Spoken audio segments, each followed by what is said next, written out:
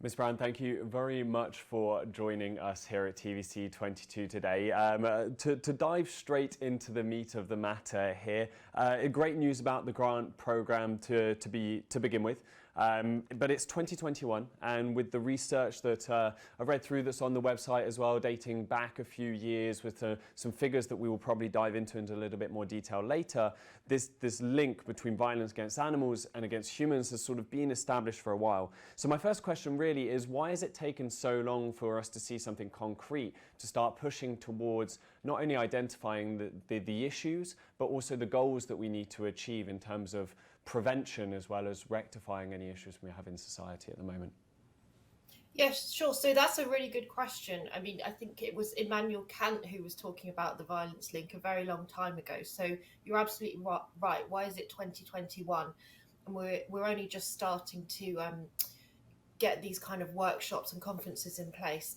Well, the Canadian Violence Link Coalition, which is a Humane Canada program, was formed in 2018. We had the first National Violence Link Conference in 2017. So you can see that within Canada, the practical steps in bringing together the stakeholders has really only just started to take place.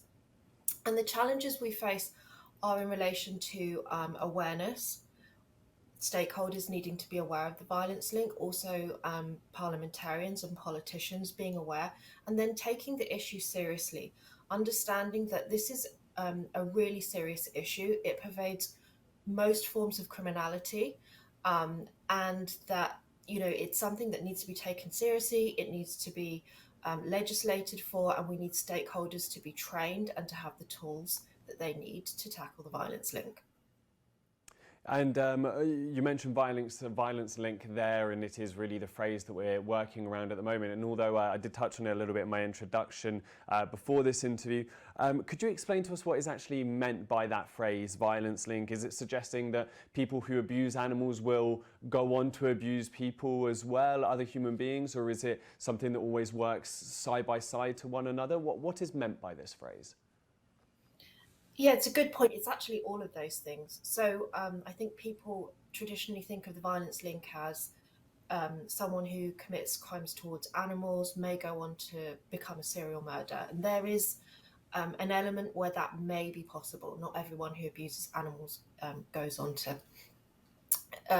undertake other crimes. But actually, it's far more complex than that. Usually, it's a case where there is both human abuse and animal abuse going on at the same time. And actually, that abuse can be interlinked. So, for example, a person may abuse the family pet as a means of emotionally abusing their partner, their child, even elders. So, it's the relationship between violence against people and violence against animals. And we know that it's happening at the same time, it's interlinked. And it also spans all sorts of crimes. So gender-based violence, domestic violence, but also gang violence, youth crime, assault, homicide, sexual assault, child abuse. All of these things can involve animal abuse as well. So you touched on it there, and you mentioned in your first answer as well that the coalition was started by Humane Canada back in 2018, but we've been looking for a while at this link between the two. So why do you think, not just on the Humane Canada side of things, but why do you think in general it's taken so long for a push towards having actual concrete legislation and other concrete ties, say, between the two? Well, we have actually had some great successes in very recent years on legislation that recognises the violence link. Um, in terms of why this has taken so long, I think that ultimately there hasn't been a central body bringing all the different stakeholders together. So if you think about it, the violence link affects a vast number of sectors. So from veterinarians, um, police officers, bylaw, social workers, women's shelters, the gender-based violence sector, anti-violence sector, people dealing with elder abuse. It spans a vast number of sectors, and until now, there hasn't been one organisation or one base where all of these actors, all of these stakeholders can come together. And I think that's possibly why we haven't been able to address the issue as well until more recently, where we've been able to bring all these stakeholders together and have a national voice where we can go to Parliament and say, look, this is an issue. There's all the evidence there. There is so much evidence both outside of Canada and within Canada. And so we've been able to bring that evidence to Parliament and get them to listen. And is that one of the reasons that sparked this coalition then? And who are some of the stakeholders that you mentioned? Yes, so we have 34 members currently on the coalition representing their organisations. We have police officers, we have veterinarians, academics, social workers, people working in the gender-based violence sector, enforcement officers for animal control, we have prosecutors, we have federal court judges. So really a wide range of people on the coalition. And we were talking earlier about, obviously, some of the reasons. I was asking you about some of the reasons for it taking so long and being pushed for the moment. We know that during the pandemic, there have been an increase in the number of, we're going to call them domestic disturbances, I think is the phrase that is used when we're looking at the statistics in particular. Do you think the fact that these have increased so much during the pandemic, there is a now as great a time as ever to be able to really dive in and sort of firmly and concretely identify this link between violence towards animals and towards humans, and to be able to really tackle? Because as you mentioned earlier about, there are some telling statistics for the number of people who say that they're not willing to leave an abusive relationship simply out of fear of what might happen to the pet, or simply something of the sorts. Absolutely. The pandemic has caused all sorts of issues for a number of communities, but in this environment, we have the particular issue of more pets being adopted. So we have more pets in homes. I think we have nearly somewhere between 60 and 70% of Canadian households owning pets pre-pandemic. So we've got an even higher percentage of people having pets in homes. And then on top of that, we have this social isolation. So the stakeholders that the victims would usually be engaging with, whether the doctors, the vets, the teachers, the social workers, they're not there. They're not meeting them. So they're not necessarily able to identify the issues. And then there's obviously the stresses of the pandemic. And so, yeah, we have this dual pandemic, which is causing real issues. And I'm really pleased that the government has taken this into account. So Humane Canada has just received a very significant multi-year grant from Women and Gender Equality, where we will specifically address this issue, where you have women who have pets and they are trying to undertake safety planning for themselves, but they don't want to leave because they have a pet. Just in the same way, they don't want to leave their child with the abuser, they don't want to leave their vulnerable pet with the abuser. So we are putting in place a project that will provide them with very practical solutions to that. That's a nationwide project, and it's absolutely imperative that we do that now. You mentioned this funding program that Humane Canada have recently received. Do you mind me asking, like, how much has been allocated towards you? And of course, at the end of the day, we can always use more funding for more programs. But is it enough what you're receiving? And what would you like to see going forward in terms of extra funding to be able to increase programs as well? And I know we're going to dive into a sec about some of the things happen locally, but all in all, do you feel like it is being well enough looked at by the government, or is this just an important first step that you really think we should be building on? This is an important first step. We're getting there. We're starting out. Okay, so the violence link was mentioned in a number of the political parties' platforms, including the Liberal Party. We're really pleased about that. And so we are starting to get recognition from the government and parliamentarians, which is fantastic, but we need so much more resources. So the project that I just mentioned, it's all about awareness, collaboration and tools.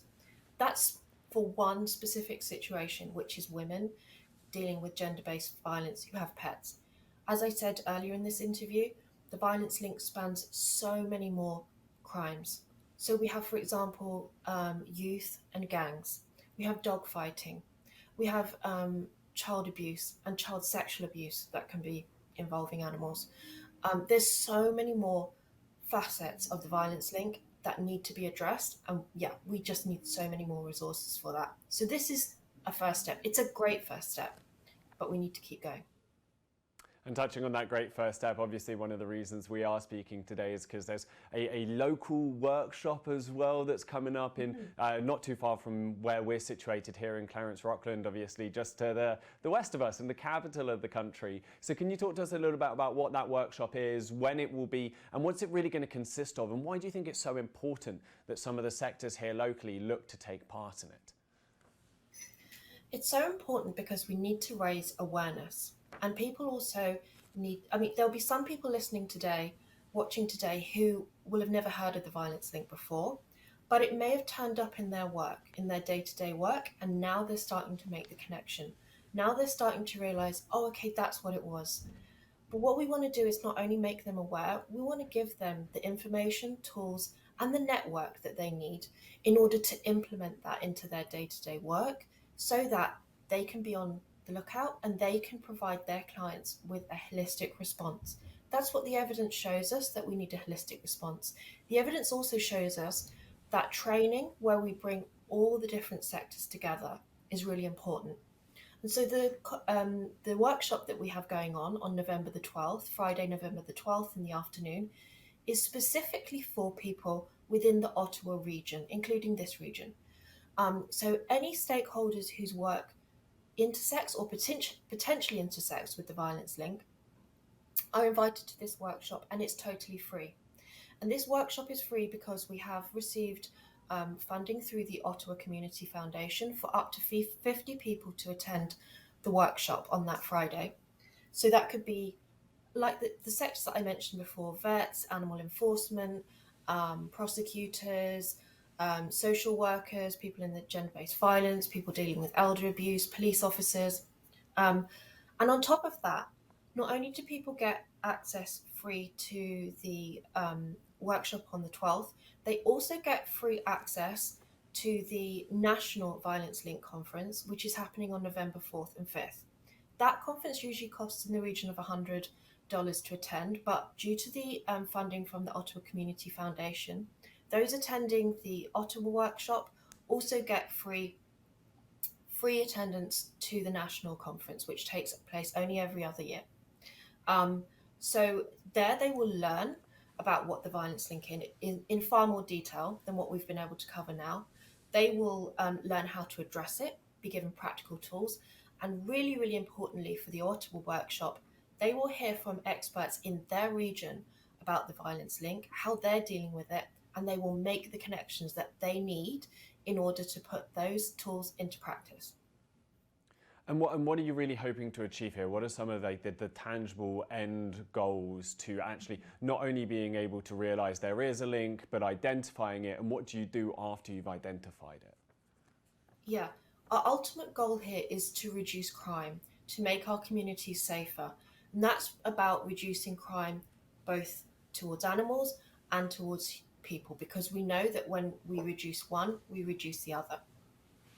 And what I want to come out of this workshop is for people to go away understanding what this is about, having the tools and network that they need to implement this on a daily basis so that they can see practical results for their clients. So, for example, a social worker who is dealing with a client will better understand what that relationship with their pet means to them and why, when undertaking safety planning or providing options and resources for that client, it's really important to take that pet into account, and so that they have the relationships within their community to know, okay, I will refer you to the local SPCA, I will refer you to this vet who will provide this type of care.